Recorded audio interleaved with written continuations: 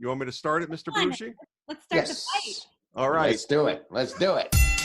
Welcome to another episode of Street Writers. These are 10 minutes of writing motivation, inspiration, and activation. This is the second half of our interview with Nancy Kidder, an American University professor who teaches a course called Writing and Fighting. Hit us with your best shot. It's time to get in the ring with Nancy. Can I ask a question before we get into it? The whole approach that you took, what fueled all that? Like, where do you come from it in terms of your seeing the physicality of action into writing? Everyone wants to know, do you train? Are you a fighter? And absolutely not. Okay. The closest I get is the Pilates bar, or maybe getting a little angry at the SoulCycle instructor. Mm-hmm. But no, I've always actually loved boxing. Mm-hmm. Columbus, Ohio. We had a hometown hero named Buster Douglas. Oh, sure, of course, Buster Douglas. Beat Mike Tyson. Mm-hmm. I'll never forget. I was in our rec room basement on my leather couch. I was captivated. I couldn't believe it was such a great fight. We were the hometown of the heavyweight champion of the world. Then I just was captivated with boxing. And in college, I started to read some of the great fight writers like an A.J. Liebling, George Plimpton, Norman Mailer, Red Smith.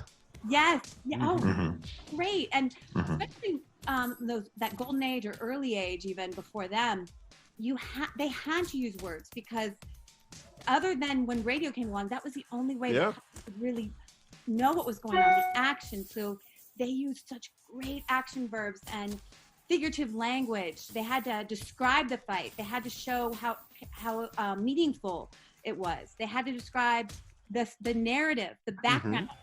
Why we care about this fight. Right.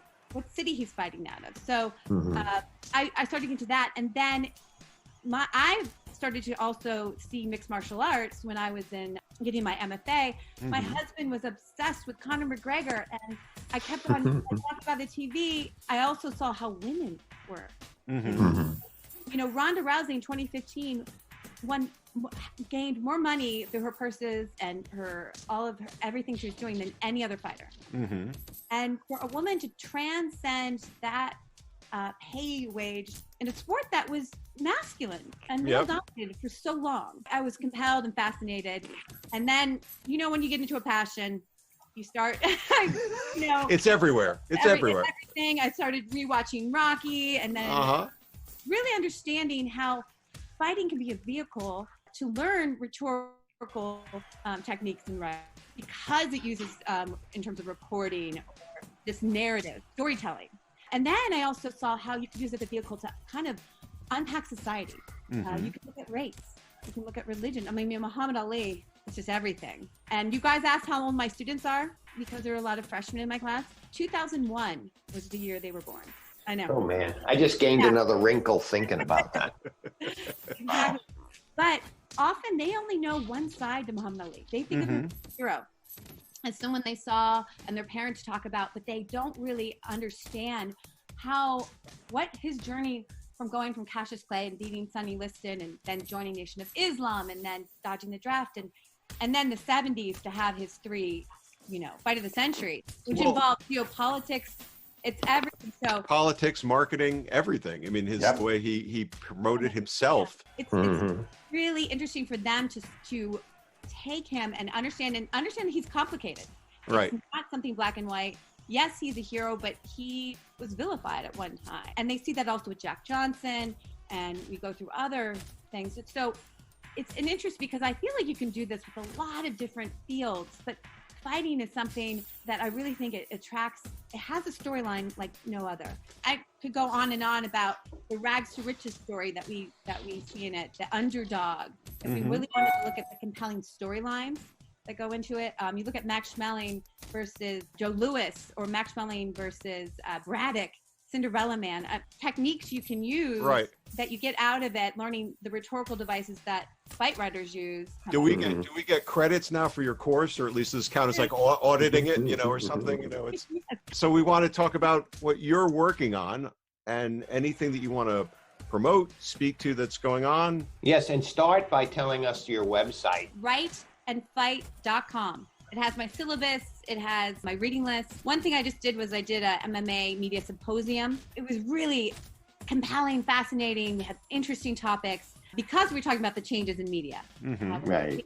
Possibly long form. And we had Karen Bryant, who is an anchor for ESPN, and she talked about how women, they still have to fight for attention, and how she actually saw people write that she was not hot.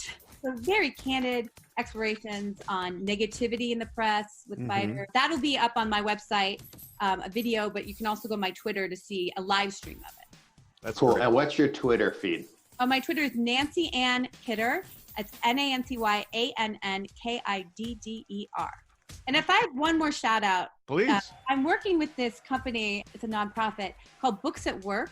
It's wonderful. They bring in professors, come into companies, discuss, and these are, corporate meetings or executive HR kind of get-togethers, and we're brought in. You could bring in, someone who's a guest speaker, but they bring in a professor, and what we do is just discuss a short story that everyone has read, and it's the power of a text to kind of come in, and you can use it as a vehicle to learn about ourselves. Right. Wow.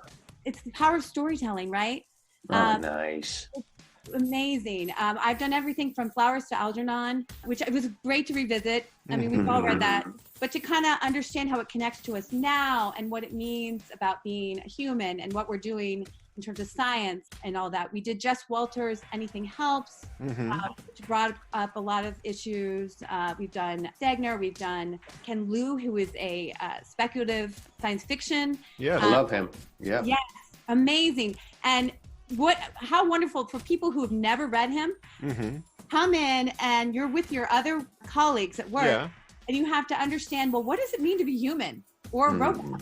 And how does this affect how we kind of interact? And we treat each other in the same way that we should be. So it's fascinating. I'm doing more with them, and their website is books@atwork.org. So do they give an assignment, as it were, to the folks at the company beforehand that they have to read the story, and so everyone's primed and everyone's in the same space? Yes, and unlike some of my classes, I'll be honest, everyone seems to do their homework and are ready to come in and discuss it. And sometimes we do a book and do it weekly per passage. So it's a book club for a workplace. But the main thing is that what's different from me is I'm not lecturing about what you should be getting out of this. Right. If this is existentialism or if this is representative of romance or some other kind of theory. It's really about what you get out of it and what you see in it. So you're facilitating that and helping it bring it forward with your experience and your authority to some extent. Yes. Because I have my MFA and I understand, we just did Chinua Achebe, who's known for his African literature and what that means, and as a voice of African narrative. When I go into a workplace, I actually want to not lecture them about what they're supposed to get out of it. I want them to come in and unpack it so that we can share, well, you saw this character do this, who may have had too strong of feelings about his hometown and didn't understand old versus new. It's enlightening. And it's taught me a lot as a professor that sometimes we over-lecture. Yeah. Right. And we should let the students tell us what they see in a text. That's awesome. That's great. Yeah, I love that. And it always keeps it fresh, right? Yes. Be sure to subscribe, leave a review, please, and connect with us at streetriders.podcast@gmail.com. Tell your friends to listen, and their friends too. Take it to the streets. And fight to write. Nancy, thank you so much. Yeah. Ooh. By the way, so sorry about the cat. The cat was wonderful. The cat was character. He was, And Nancy, you've heard our shows. It's anything goes.